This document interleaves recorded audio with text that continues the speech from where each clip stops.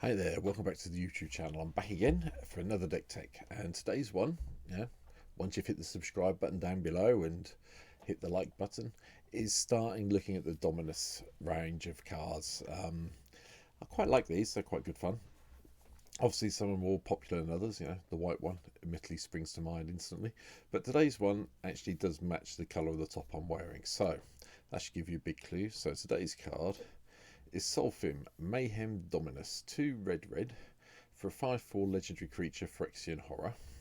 And it's got an interesting thing. If a source you control would deal non-combat damage to an opponent or permanent opponent controls, it deals double that damage to that player or permanent instead. And then the usual 1/2 Phyrexian red, so 2 life, so 4 life or 2 red mana, discard 2 cards, chuck an indestructible counter on it. Right, where are we going with this today? Well, we're going with this to a new place entirely. Because my plan with this deck is to go down the non-combat damage route entirely, because that's what the card's asking you to do.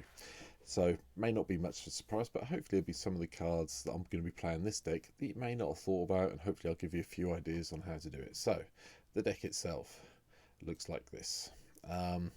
35 lands, 25 creatures, 39 other spells. So, as usual, for one of my deck techs, lands, 20 mountains in the deck. There's a reason we've got 20 mountains in the deck, and that reason is here at the bottom.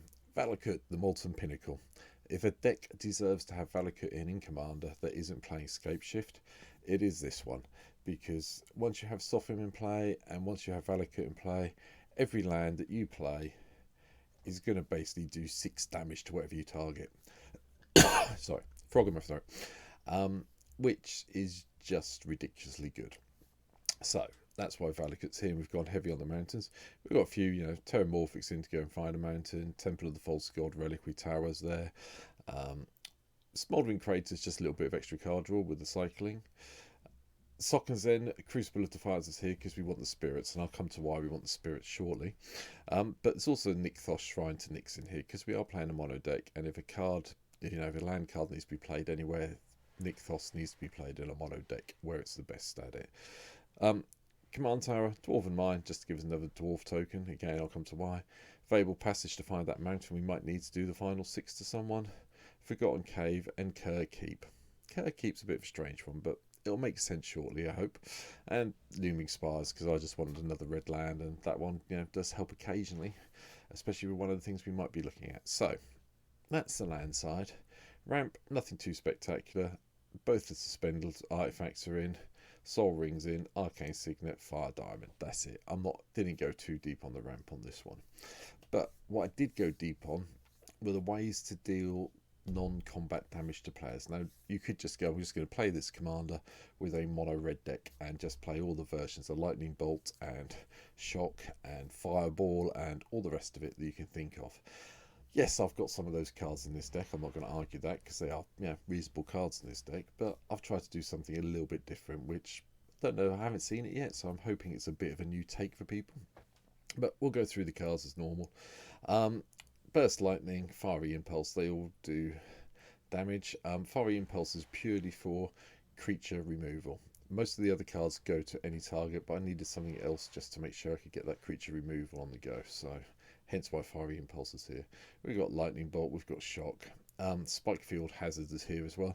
It's the 36th land in the deck, just so we're clear. I am a little bit low on lands, I'm aware of that, but Spikefield Hazard will come into play as a land if we needed to, instead of the 1 damage to any target, so bear that in mind. Wild Slash as well is here, another good version of Shock. And then, of course, to shuffle it all back in, Elixir of Immortality. Plus, red always needs a little bit of life gain. Now we come to one of the cards that's in the deck because we need the creatures. And this is why we have things like Care Keep in the deck, and we've got Sossaglum, wherever it is. Sokkenzan, Crucible of Defiance in as well. Cavalcade Calamity is a non-combat damage source when you attack. Don't forget, you can attack with all the creatures, and this will ping people for 1. With Solphim in play, it will be Shock every time you attack with 1. So, hence why it's here. And that's why we're going to have a few more token producers turning up shortly. You can probably guess what they are by now, but we'll go through them. Electrostatic Field, cast the instants and sorceries, ping someone with Solphim in play, shock them. So I'm just going to stop saying that because obviously, you know it doubles up. Goblin Bombardment, sacrifice all the token creatures when we need to. Impact Tremors, it's a cheaty way of doing it because you can play this, play Solphim, make a load of tokens and shock everyone. Lightning Strike, targeted damage. Oath of Chandra, just to target creature an opponent controls, that's fine. And if a planeswalker in the battlefield, you get to do 2. Double it with Solphim to 4. So we've got a few planeswalkers coming up, some of the unusual ones. Smash the Sitherines to deal with annoying artifact. Thermo Alchemist, we have a lot of instants and sorceries, so we might as well have innocent here to do repeated pinging. Twin Bolt's probably a weak one, you could probably replace this, but hey, I won't with that anyway. And Young Pyromancer's in. We are going to be casting instants, we are going to be casting sorceries. Having the 1/1 elementals come into play for our Cavalcades, for our Goblin Bombardment, for our Impact Tremors just makes sense. Chaos Warp to get rid of something that's annoying, and hopefully we don't replace it with something even more annoying. Cunning Spark Mage, here we go, it's the pingers. Pingers are also non-combat damage, so Cunning Spark Mage can ping for hopefully 2 on the turn you play it. Guts a Snipe will do 4 for every instance of sorcery. Honden of Infinite Rage, yeah, it's the only shrine in the deck, but it is repeatable, 1 damage every turn, which gets doubled up by Solphim. So yeah, goes up to 2 damage, but we've got other things yet coming, which are going to make it even better. Krenko's in to produce the tokens that we need. Works really well, as you know. Likewise, Legion War Boss automatically gives us a token. Now, I played War Boss over the other Goblin, does something similar because it doesn't make all the other Goblins attack. That's why we've got War Boss in here, so bear that in mind. Spike Shot Goblins here, just because it will pay 1 mana to shock something eventually. Likewise, Stinger's in as well, same idea. Tap it, shock eventually. The Chaos Rider is in. I had a look at playing Devils. I got another couple of cards that produce Devils, and they seem quite good in this deck. But hopefully our opponents will be drawing more than 1 card each turn. Draws a card that whenever an opponent draws their first card each turn, if it's not their turn, create a 1/1 Red Devil. Don't know how many we'll get, but we might get a few off it with a bit of luck. Blue players playing draw spells at the end of your turn, maybe. Chandra's in as well. There's going to be a lot of Chandras in this deck, just so we're clear. But I went with this one because we can ping, we can cast a spell, ping, cast a spell, ping, flip. It should be pretty straightforward to do this. If we can get Chandra up to do the 2 damage target player or Planeswalker for the +1, with Solphim it's obviously going to be 4. So I think Chandra's a fairly good include in this one. Fiery Temper, 3 mana for 3 damage, but hopefully we'll get it discarded somehow. Someone will make us discard it. We'll do the Lightning Bolt bit and double it. Hordling Outburst, just for some goblins to go with all the other things. Cavalcade, Impact Tremors, Goblin Bombardment if we need to. And the Sorcerer is also here to ping people for 1 damage. This one's got haste, so technically if you can play this when you've got Solphim in play, it comes in and pings someone for shock. So pretty good. Big score for a bit of card draw, along with wherever it's gone.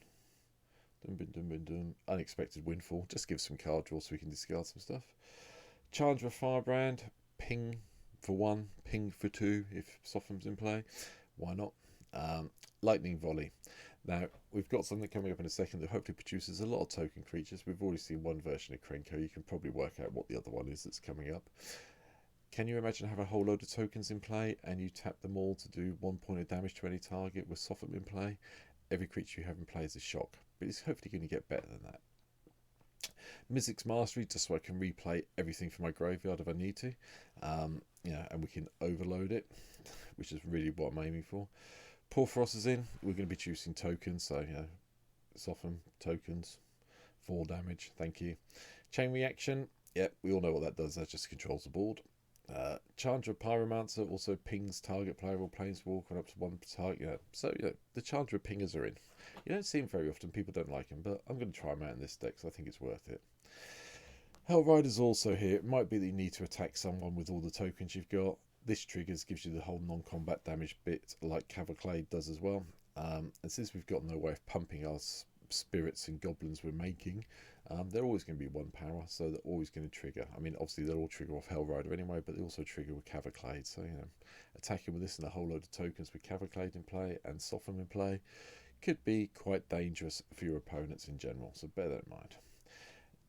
Jessica, the Warrior Adept in pings, and I've gone with the new version of Koth.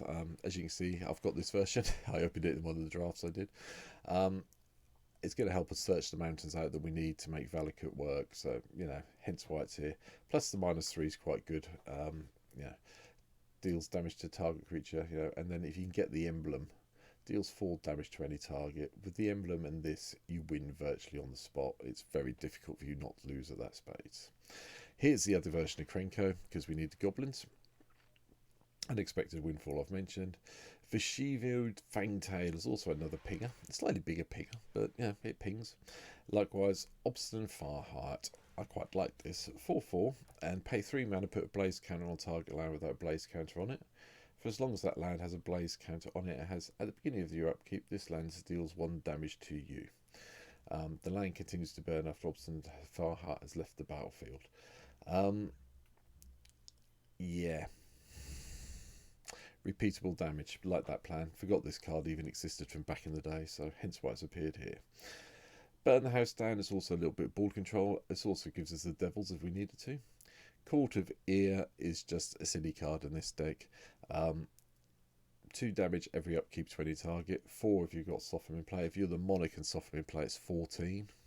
Doesn't take long to win the game from that point, but obviously keeping hold of the Monarchy at that stage is a little bit more complicated. So you're probably looking at 2 to 4 damage a turn. Volatile Arsonist is in as well. It deals 1 damage to each 1 target, up to 1 target player and 1 creature. Planeswalker, you know, with Solphim in play, that's shocking. Or, you know, with Solphim in play, it's 4 if you get it flipped. So trying it out, see if it works or not. And Stuffy Doll. Yeah. I'll let you read it if you don't know what Stuffy Doll does. Stuffy Doll used to be a combo card, and it's joined this deck because we can deal damage. Enters the battlefield, choose a player. Whenever Stuffy Doll is dealt damage to, it deals that much damage to the chosen player. Stuffy Doll deals 1 damage to itself. So it's not the great card because it doesn't do it to all players. I'm realising that. But what we can do, you know, it may be we put it on the highest life total player and try and do it that way. So everyone attacks, you block, you know, if they attack you with the biggest creature without trample, you block it with Stuffy Doll, it takes them out. But what you can do, if it gets to the point when nothing's happening, you can Chaos Warp it back into your deck so you can pick someone else with it. So a little mini combo. Not a great one, but a mini one. Chandra's Incinerators here. We're going to be doing a lot of non-combat damage, so this should make this cheap, but it's the second ability I'm really interested in. Whenever a source you control deals non-combat damage to an opponent, the Incinerate deals that much damage to target creature or planeswalker that player controls. So it gives you a little bit of board control. Likewise, Arcane Bombardment's in, just so we can keep repeating our wonderful instants and sorceries. If they get exiled because this gets blown up, oh well, so be it. Chandra Awakening Inferno, get the emblems kicking around, give each opponent one of them. They become very dangerous with this as they build up. And Chandra's Flames Catalyst is also in this deck because it does 3 damage to each opponent. This comes into play with this. You're looking at 6 damage for a +1, which you can't sneeze at. Now we get to the interesting couple of cards. Yeah. Fiendish Duo. This is from, hold on, wrong button, Game Night 2019, which I didn't know was on the set, but you know, if a source would deal damage to an opponent, it deals double that damage to that player instead. Double. So you double the double. But there's one other card here. Angrath's Marauders. If a source you control deals damage to that permanent player, it deals double that damage to that permanent or player instead. Now, having all 3 in play is going to be challenging. I'm not going to argue that. They are creatures, they are quite killable. I haven't put in anything like Swiftfoot Boots or something like that to protect them. But if you're going to do 1 damage, you double it to 2 damage, double it to 4 damage, double it to 8 damage, and that's just a pinger. A pinger can do 8 damage with all 3 in play. Imagine doing something like a lightning bolt. 3, 6, 12, 24. Yeah, it's going to be complicated to do. I am very tempted to try and do this. It just seems so simple to put all of them in, hence why they're all here. I don't think there's any other, I couldn't find anything else that did the same ability to include in the deck. If I've missed anything, please let me know down in the comments below. I'd really appreciate it, but it's going to be fun trying to get this off. Moving on, just to finish off the 6 drops, we've got Olivia's Attendance, because we can pay 3 mana to ping things, and then we get some blood tokens, so, you know, a bit of card draw is always nice.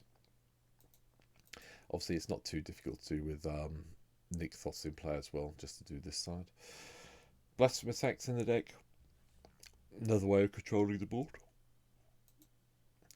And then the final 3 cards, Walking Ballista, Pinger. It doesn't say it has to be red. It says if a source you control will deal non-combat damage. So, you know, Walking Ballista is quite good, especially if we can keep pumping up with Nykthos when we get there. Crackle with Power. This is definitely non-combat damage. With one of these dealing it double. I mean, it's 5 times X, so it becomes double that. So basically it's 10 times X, I think. It's going to be a bit silly if we can get it off with the Solphim in play. And finally, Storm King's Thunder's in. I've put this in because it is possible. It's non-combat damage, so, you know, if we can do this and say hit X is 6, maybe 7, and then cast a Lightning Bolt, things get very painful very quickly. But that's it. That's my take on Solphim, the Mayhem Dominus. Hope you've enjoyed it. I hope it's given you some ideas. Leave me a comment down below. Hit the like button, hit the subscribe button. Help me get my numbers up over here. Really appreciate it. And I'll see you in the next video. Thanks for watching. Take care, and I'll see you soon. Bye.